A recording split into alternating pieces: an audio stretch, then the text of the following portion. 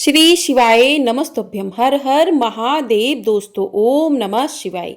आप सभी को सावन मास की हार्दिक शुभकामनाएं। आप सभी पर भगवान भोलेनाथ की कृपा सदा सर्वदा बनी रहे। आज की वीडियो में आप सुनेंगे सावन मास महात्म्य का अध्याय 23। पिछली वीडियो में आपने 1 से 22 तक के अध्याय नहीं सुने हैं, तो आप लोग जाकर अभी भी सावन के अंत में इन अध्यायों को सुन सकते हैं और भगवान भोलेनाथ की कृपा को प्राप्त कर सकते हैं। प्रिय श्रोताओं, सावन मास की इस आध्यात्मिक कथा श्रृंखला का आज 23वां दिन है। आज दिन है शनिवार, जो कि शनिदेव और भगवान शिव के न्याय प्रिय रूपों को समर्पित होता है। आज हम सभी श्रद्धा से वंदन करते हैं भगवान शिव के काल भैरव स्वरूप का, जो समय और न्याय के देवता हैं और भक्तों को कष्टों से मुक्त कराते हैं। तो आइए आज के अध्याय से पहले हम सभी मिलकर प्रार्थना करते हैं कि हे काल भैरव महादेव, हमारे जीवन से पाप, कष्ट और अशांति का नाश करें और हमें संयम और तपस्या की शक्ति दें। हे माँ पार्वती, हमारे हृदय को करुणा, सहनशीलता और स्थिरता से भर दें। हे शनिदेव, हमारे कर्मों का फल न्यायपूर्वक हमें दें और हमें सुधार का अवसर भी प्रदान करें। यदि हमारी पूजा या कथा श्रवण में कोई त्रुटि हो जाए तो कृपया हमें क्षमा करें और अपनी कृपा दृष्टि से हमें आशीर्वाद दें। आइए अब सुनते हैं आज का अध्याय। कहते हैं कि जब सच्चे मन से पुकारो तो भगवान भी मिल जाते हैं। इसी प्रकार जब भगवान चाहे तो अपने भक्त के मन में अपने प्रति भक्ति और श्रद्धा भी जागृत करने के लिए उनके सेवक तक बन जाते हैं। अपने भक्तों के स्नेह में भोलेनाथ जाने क्या क्या कर जाते हैं। अगर आप इस बारे में जानना चाहते हो तो सावन मास महात्म्य के बाद आज इस वीडियो के लास्ट में एक कहानी आपको सुनाएंगे, जरूर सुनिएगा। प्रिय श्रोताओं, प्रेम से बोलिए हर हर महादेव, ओम नमः शिवाय। आज के मास सावन मास के महात्म्य में आगे बताते हुए महादेव जी देवी पार्वती जी से कह रहे हैं कि हे पार्वती, इंद्रेश्वर से पश्चिम और अर्क स्थल से पूर्व समबत्तेश्वर लिंग है। पुष्करणी के जल में स्नान करके उनका दर्शन करने से मनुष्य 10 अश्वमेघ यज्ञों का फल पा लेता है। उसके पूर्व भाग में और पाप मोचन तीर्थ में नैऋत्य कोण में मेघेश्वर नाम से विख्यात शिवलिंग है, जो सब पातकों का नाश करने वाला है। अनावृष्टि का भय होने पर वही वारुणी शांति करानी चाहिए तथा वहां की पृथ्वी को जल में डुबोएं। जहां प्रतिदिन मेघों द्वारा स्थापित मेघेश्वर लिंग का पूजन होता है, वहां अकाल का भय कभी नहीं होता। गात्रोत्संग तीर्थ से उत्तर बलभद्र जी के द्वारा स्थापित महापापहारी शिवलिंग है, जो मनुष्य तृतीया और रेवती नक्षत्र के योग में भक्ति भाव से चंदन पुष्प आदि उपचारों द्वारा भद्रेश्वर लिंग का पूजन करता है, वह योगेश्वर का पद पा लेता है।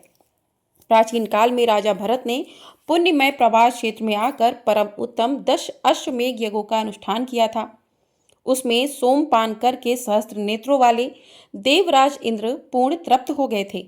अन्न और पान से दीन जन तथा दक्षिणा से ब्राह्मण लोग तृप्त हुए थे। फिर सभी देवता प्रसन्न होकर राजा भरत से बोले कि महाभाऊ, तुम कोई मनोवांछित वर मांगो। राजा कहने लगे, जो मनुष्य यहाँ आकर भक्ति पूर्वक स्नान करे उसे 10 अश्वमेघ यज्ञों का फल प्राप्त हो जाए। देवताओं ने कहा, राजन, भूतल पर यह स्थान दशाश्वमेधिक नाम से विख्यात होगा। महादेव जी कहते हैं, पार्वती, तब से सब पापों का नाश करने वाला वह तीर्थ पृथ्वी पर दशाश्वमेधिक नाम से विख्यात हो गया। वारुण स्थान से लेकर गौमुख तक और गौमुख से अश्वमेधिक तीर्थ तक विद्वानों ने शिव क्षेत्र बताया है। वहां मृत्यु को प्राप्त होने पर मनुष्य शिवलोक में आनंदित होता है। वही शतमेघ, सहस्त्रमेघ और कोटिमेघ नाम के क्रमशः 3 लिंग हैं। दक्षिण दिशा में शतमेघ लिंग है, जो 100 यज्ञों का फल देने वाला है। प्राचीन काल में कार्तवीर्य ने वही शिवलिंग की स्थापना करके 100 यज्ञों का अनुष्ठान किया था। मध्य में जो कोटिमेध शिवलिंग है, वह साक्षात ब्रह्मा जी ने महालिंग की स्थापना करके 1 करोड़ यज्ञ किए थे। उसके उत्तर भाग में सहस्त्रमेध लिंग है, जिनकी स्थापना करके देवराज इंद्र ने सहस्त्र यज्ञों का अनुष्ठान किया था। जो पंचामृत, रस, जल, गंध और पुष्प आदि द्वारा विधि से उस लिंग त्रय की पूजा करता है, वह उन तीनों लिंगों के नाम वाले यज्ञों का फल पा लेता है। वहीं दुर्वासादित्य का स्थान भी है, जहां दुर्वासा मुनि ने 1000 वर्षों तक तप किया और निराहार रहकर सूर्यनारायण की आराधना की थी। तब भगवान सूर्य ने उन्हें प्रत्यक्ष दर्शन देकर कहा कि सुब्रत वर मांगो। दुर्वासा जी बोले, भगवान, यहाँ मेरे द्वारा आपकी जो सुंदर प्रतिमा स्थापित की गई है उसमें आप तब तक निवास करें जब तक यह पृथ्वी स्थिर है। आपकी पुत्री यमुना जी भी यहीं रहें और आपके महाबली पुत्र धर्मराज जी भी यहाँ निवास करें। तब सूर्यदेव ने कहा, महामुनि, तुमने जो कुछ मांगा है वह तो होगा ही, उसके सिवा गंगा आदि कोटि तीर्थों का भी और भी यहाँ निवास हो जाएगा। देवताओं सहित मैं सदा यहीं स्थित रहूंगा। दुर्वासादित्य का दर्शन करने से यहाँ सब प्राणी कोटि यज्ञों का फल पाएंगे। ऐसा कहकर भगवान सूर्य ने अपनी कन्या और पुत्र का स्मरण किया। यमुना जी पाताल फोड़कर वहां प्रकट हो गईं और काल दंडधारी यमराज जी भी भगवान सूर्य के निकट उपस्थित हुए। सूर्यदेव बोले, धर्म, तुम और यमुना कोटि तीर्थों के साथ यहाँ निवास करो। तुम्हें यहीं रहकर पापी प्राणियों की भी यत्नपूर्वक रक्षा करनी चाहिए। ऐसा कहकर सूर्य रायण अंतर्ध्यान हो गए। दुर्वासा जी ने जब अपने आश्रम की ओर देखा तो पाया वहां पाताल से यमुना जी प्रकट हो गई थी और उस क्षेत्र में साक्षात यमराज जी भी स्वरूप धारण करके दिखाई दिए। आदित्य से दक्षिण और दुदुम्भी से पूर्व भाग में यमुना कुंड है। दुदुम्भी वहां के क्षेत्रपाल हैं, जिनका शब्द दुदुम्भी ध्वनि के समान होता है। वैशाख मास में उस कुंड में स्नान करके मनुष्य भक्ति भाव से दुर्वासादित्य की पूजा करे। जो उस महाकुंड में स्नान करके पितरों का तर्पण करता है, उसके पितर 10 वर्ष तक तृप्त रहते हैं। वहां पिंड देने से पितरों की 108 पीढ़ियां पुष्ट होती हैं। साथ ही नरक में गिरे हुए पितरों का भी तत्काल उद्धार हो जाता है। माघ मास के शुक्ल पक्ष में सप्तमी तिथि को जो मनुष्य अपने मन को संयम में रखते हुए दुर्वासादित्य की पूजा करता है, वह ब्रह्म हत्या से छूट जाता है। जो वहां दुर्वासादित्य के समीप सहस्त्र नामों का पाठ करता है, वह सब पापों से मुक्त हो जाता है। दुर्वासादित्य का दर्शन सब बालकों पर लगे हुए ग्रहों और राक्षसों का निवारण तथा महान पाप पुंजों का नाश करने वाला है। जो वहां क्षेत्रफाल दुदुम्भी का पूजन करता है, वह पशु, संपत्ति, पुत्र, बुद्धि तथा लक्ष्मी से संपन्न हो जाता है। सूर्यदेव का वह क्षेत्र 1 कोस तक फैला हुआ है। जो सूर्यदेव के प्रति भक्ति भाव से रहित है, उसे उस क्षेत्र में प्रवेश नहीं करना चाहिए। महादेव जी कहते हैं, देवी, समस्त यादवों का संहार हो जाने पर केवल वज्र शेष रह गए थे। वे अपनी आयु के शेष भाग में अपने पुत्र महदलक यादवों के राज्य पर अभिषेक करके प्रवास क्षेत्र में आए। यहाँ उन्होंने एक शिवलिंग स्थापित किया जो ब्रजेश्वर नाम से प्रसिद्ध हुआ। राजा वज्र ने नारद जी के उपदेश से दीर्घकाल तक पापनाशक प्रवास क्षेत्र में कठिन तपस्या की और परम सिद्धि को प्राप्त किया। जो मनुष्य जामवंती के जल में स्नान करके ब्रजेश्वर की पूजा करता और वहां यादव स्थल के पास में ही ब्राह्मणों को भोजन कराता है, वह सहस्त्र गोदानों का फल पा लेता है। हिरण्या के समीप नगरादित्य का स्थान है। नगरादित्य सभी पापों का नाश करने वाले हैं। द्वारका में निग्न के पुत्र सत्राजीत हुए थे। उन्होंने ही वहां भगवान सूर्य की आराधना की और भगवान ने संतुष्ट होकर उन्हें स्वयं तक मणि प्रदान की, जो प्रतिदिन 8 बार सोना देती थी। उसे देखकर भगवान भानु ने पुनः सत्राजीत को वर मांगने के लिए प्रेरित किया। तब सत्राजीत कहने लगे कि प्रभु, आप इस पुण्य आश्रम में सदा निवास कीजिए। एवमस्तु कहकर सूर्यदेव अंतर्ध्यान हो गए। फिर सत्राजीत ने वहां सूर्यदेव की दिव्य प्रतिमा स्थापित की और प्रभास नगर के ब्राह्मणों को वृत्ति देकर उन्हें सेवा पूजा का भार समर्पित कर दिया। इसलिए नागर ब्राह्मणों के नाम पर ही उसका नाम नागरादित्य पड़ गया। जो हिरण्या नदी के जल में स्नान करके नागरादित्य का पूजन करता है, वह सूर्यलोक में पूजित होता है। जब शुक्ल पक्ष की सप्तमी को सूर्य की संक्रांति हो, तब उसे महाजया सप्तमी कहते हैं। उसमें किए हुए स्नान, दान, जप, होम तथा देवताओं और पितरों का पूजन, यह सभी कोटि गुना फल देने वाले होते हैं। जो उस समय नगरादित्य के समीप एक ब्राह्मण को भोजन कराता है, उसे 1 करोड़ ब्राह्मण भोजन कराने का फल मिलता है। ऋषि तीर्थ से पश्चिम पातकों का नाश करने वाली पिंगा नदी है। जो समुद्र में मिली है उसके जल का स्पर्श करने से मनुष्य रूपवान होता है। एक समय दक्षिण भारत के रहने वाले कुछ महर्षि सोमनाथ जी का दर्शन करने की इच्छा से प्रवास क्षेत्र में आए और एक नदी के किनारे ठहर गए।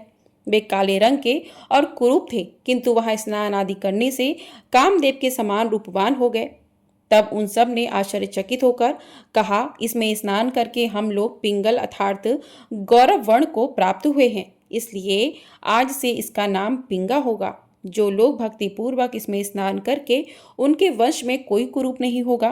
पिंगा के दर्शन से मनुष्य को पितृद्ध यज्ञ का फल प्राप्त होगा। यहाँ स्नान करने से दूना और तर्पण से चौगुना पुण्य होगा। जो यहाँ श्राद्ध करेगा उसे असंख्य फल की प्राप्ति होगी। पूर्व समय में उद्दालक नाम के एक महातपस्वी महर्षि प्रवास क्षेत्र में रहते थे। उन्होंने सरस्वती पिंगा संगम के समीप की भूमि पर बड़ी भारी तपस्या की। उनकी भक्ति के प्रभाव से उनके आगे ही एक शिवलिंग प्रकट हो गया और तभी एक आकाशवाणी हुई कि महाभाव उद्दालक, मेरी बात सुनो। आज से इस शिवलिंग में मेरा नित्य निवास होगा। यह संगम पर प्रकट हुआ है, इसलिए इसका नाम संगमेश्वर होगा। इस लोक प्रसिद्ध संगम में स्नान करके जो मनुष्य संगमेश्वर का दर्शन करेगा वह उत्तम गति को प्राप्त होगा।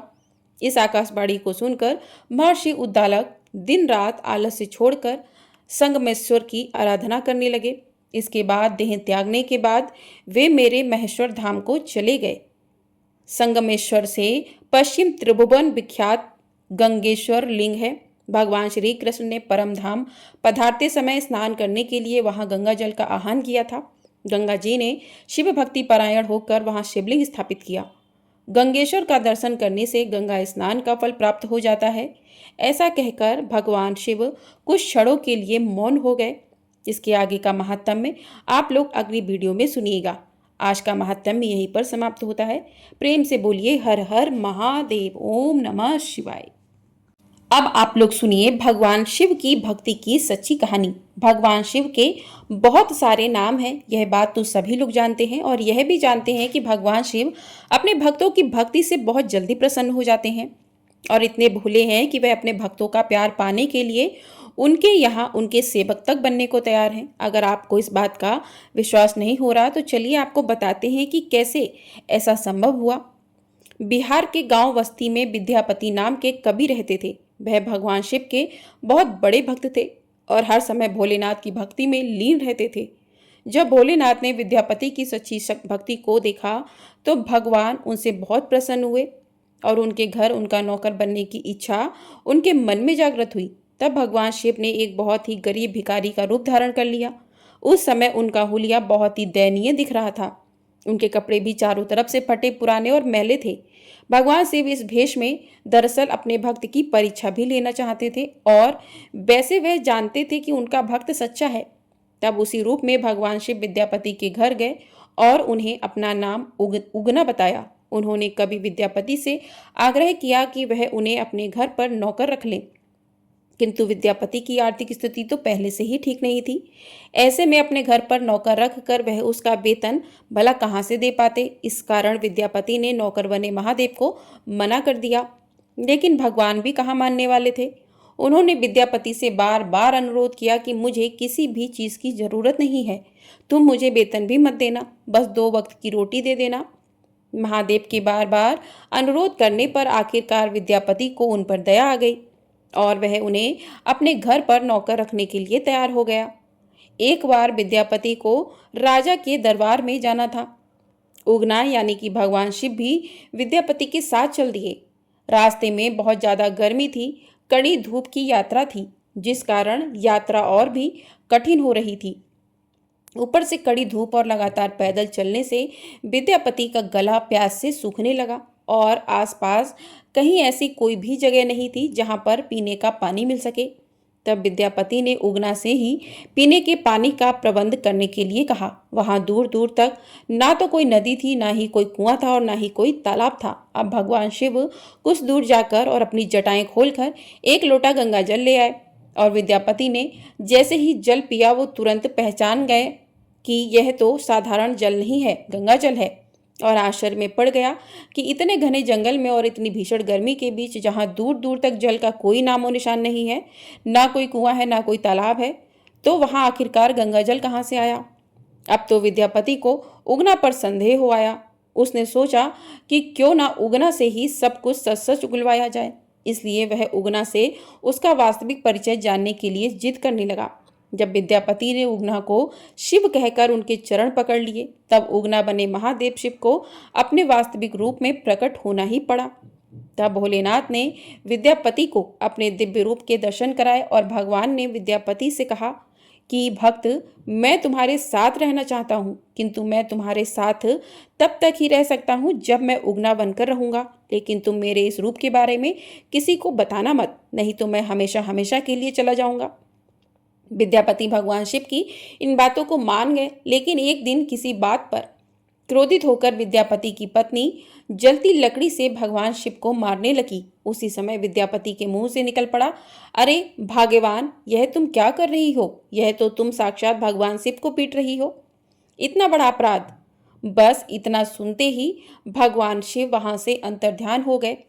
इसके बाद से विद्यापति उगना के नाम से भगवान शिव को जंगल जंगल भटकते हुए खोजने लगा। विद्यापति की ऐसी दशा को देखकर भगवान शिव विद्यापति के सामने फिर से प्रकट हुए और कहा कि भक्त, अब मैं तुम्हारे साथ नहीं रह सकता। उगना के रूप में मैं जितने दिन भी तुम्हारे साथ रहा और जहां भी मैं तुम्हारे साथ रहा, उसके स्थान पर अब शिवलिंग के प्रतीक के रूप में मैं उसी स्थान पर सदा विद्यमान रहूंगा। और उसके बाद उस स्थान पर शिवलिंग प्रकट हो गया। उगना महादेव का प्रसिद्ध शिव मंदिर वर्तमान में मधुबनी जिले में भवानीपुर गांव में स्थित है। शिवरात्रि पर और सावन के दिनों में भक्तों का वहां पर तांता लगता है। अगर कोई भी भक्त सच्चे मन से भगवान शिव के सामने अपनी इच्छा बोलता है, तो भगवान शिव उसकी वह इच्छा तुरंत ही पूरी कर देते हैं और अपने भक्तों के मन में सदा भक्ति जगाए रखते हैं। इसलिए जब भी आप दुख में घिरे हों, सच्चे मन से और पूरे विश्वास के साथ भगवान भोलेनाथ की शरण में चले जाइए। आपको भगवान हर विपदा से, हर परेशानी से जरूर उबार लेंगे। जय भोलेनाथ, हर हर महादेव, ओम नमः शिवाय। तो इस प्रकार से भगवान भोलेनाथ का आशीर्वाद उस विद्यापति को मिला। हर हर महादेव।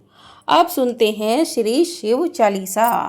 जय गणेश गिरिजा सुमन, मंगल मूल सुजान, कहत अयोध्या दास तुम, देहु अभय वरदान। जय गिरिजापति दीन दयाला, सदा करत संतन प्रतिपाला। भाल चंद्रमा सोहत नीके, कानन कुंडल नांग फनीके। अंग गौर सिर गंग बहाए, मुंड माल तन छार लगाए। वस्त्र खाल बागंबर सोहे, छवि को देखी नाग मन मोहे। मैना मातु की हवे दुलारी, वाम अंग सोहत छवि नारी। कर त्रिशूल सोहत छवि भारी, करत सदा शत्रुघ्न क्षयकारी। नंदी गणेश सोहे त कैसे, सागर मध्य कमल है जैसे।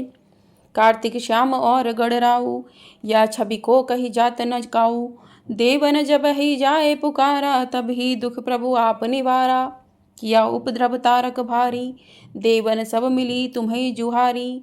तुरत सडानन आप पठायो, लव निमेष मह मारी गिरायो। आप जलंधर असुर संहारा, सुअस तुम्हार विदित संसारा। त्रिपुरासुर सन युद्ध मचाई, सभई कृपा कर लीन बचाई। किया तपई भागीरथ भारी, पूरब प्रतिज्ञा तासु पुरारी। दानिन मह तुम समको नाही, सेवक स्तुति करत सदाही। वेद नाम महिमा तब गाई, अकत अनादि भेद नहीं पाई। प्रकटी उदधि मंथन में ज्वाला, जरत सुरासुर भय बिहाला।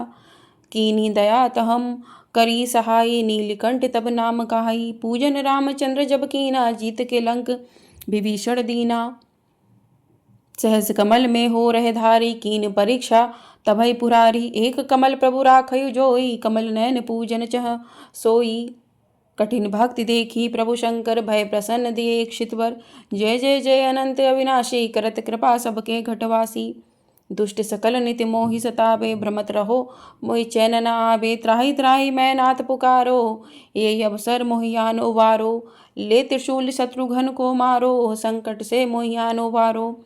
मात पिता भ्राता सब होई, संकट में पूछत नहीं कोई। स्वामी एक है आस तुम्हारी, आए हरो मम संकट भारी। धन निर्धन को देत सदाही, जो कोई जांचे सो फल पाही। अस्तुति के ही विधि करे तुम्हारी, क्षमो नाथ अब चूक हमारी।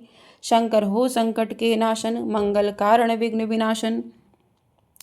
योगी यति मुनि ध्यान लगावे, शारद नारद शीश नवावे।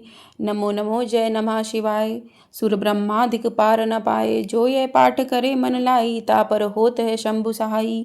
ऋषनिया जो कोई हो अधिकारी, पाठ करे सो पावन हारी। पुत्र होन कर इच्छा जो निश्चय, शिव प्रसाद ते होई। पंडित त्रयोदशी को लावे, दान पूर्वक होम करावे। त्रयोदशी व्रत करे हमेशा, ताके तन नहीं रहे कलेशा। धूप दीप नैवेद्य चढ़ावे, शंकर सम्मुख पाठ सुनावे। जन्म जन्म के पाप नसावे, अंत धाम शिवपुर में पावे। कहे अयोध्या दास आस तुम्हारी, जानी सकल दुख हरौ हमारी। नित्य नेम कर प्राताही, पाठ करो चालीसा। तुम मेरी मनोकामना पूर्ण करो जगदीश। मगसर छठी है मंत्र ऋतु, संबद 64 जान। स्तुति चालीसा शिभय पूर्ण कीन कल्याण। हर हर महादेव। इस प्रकार से शिव चालीसा पूर्ण हुआ। अब करते हैं भगवान भोलेनाथ की आरती। ओम जय शिव ओमकारा, प्रभु हर शिव ओमकारा। ब्रह्मा विष्णु सदा शिव अर्धांगी धारा। ओम जय शिव ओमकारा, एकानन चतुरानन पंचानन राजे। स्वामी पंचानन राजे, हंसानन गरुड़ासन वृषवाहन साजे। ओम जय शिव ओमकारा, दो भुज चार चतुर्भुज दश भुज अति सोहे। स्वामी दश भुज अति सोहे, त्रिगुण रूप निरुखता त्रिभुवन जन मोहे। ओम जय शिव ओमकारा, अक्षमाला बनमाला मुंडमाला धारी। स्वामी रुंडमाला धारी, चंदन मृग मद सोहे भाले शशिधारी। ओम जय शिव ओमकारा, श्वेतांबर पीतांबर बागंबर अंगे। स्वामी बागंबर अंगे, सनकादिक भूतादिक ब्रह्मादिक संगे। ओम जय शिव ओमकारा, करके मध्य कमंडलु चक्र त्रिशूलधारी। स्वामी चक्र त्रिशूलधारी, सुखकारी दुखहारी जग पालनकारी। ओम जय शिव ओमकारा, ब्रह्मा विष्णु सदा शिव जानत अविवेका। प्रणवाक्षर के मध्य ये तीनों एका। ओम जय शिव ओमकारा, काशी में विश्वनाथ विराजत नंदनी ब्रह्मचारी। नितुठ भोग लगावत महिमा अति भारी। ओम जय शिव ओमकारा, त्रिगुण शिव जी की आरती जो कोई नर गावे। कहत शिवानंद स्वामी सुख संपत्ति पावे। ओम जय शिव ओमकारा, हर हर महादेव। ओम नमः शिवाय। तो इस प्रकार से आज का अध्याय भगवान शिव की आरती कथा पूर्ण हुई। आपको वीडियो पसंद आई हो, वीडियो को लाइक कर लीजिएगा। चैनल पर नए हैं तो चैनल को सब्सक्राइब कर लीजिएगा। आपको हमारे चैनल पर एकादशी कब है इसकी जानकारी दी जाएगी, साथ ही एकादशी की कथा भी सुनाई जाएगी। तो ढेर सारा प्यार अपना ज़रूर दीजिएगा और कमेंट बॉक्स में हर हर महादेव अवश्य लिखिएगा। हर हर महादेव। ओम नमः शिवाय।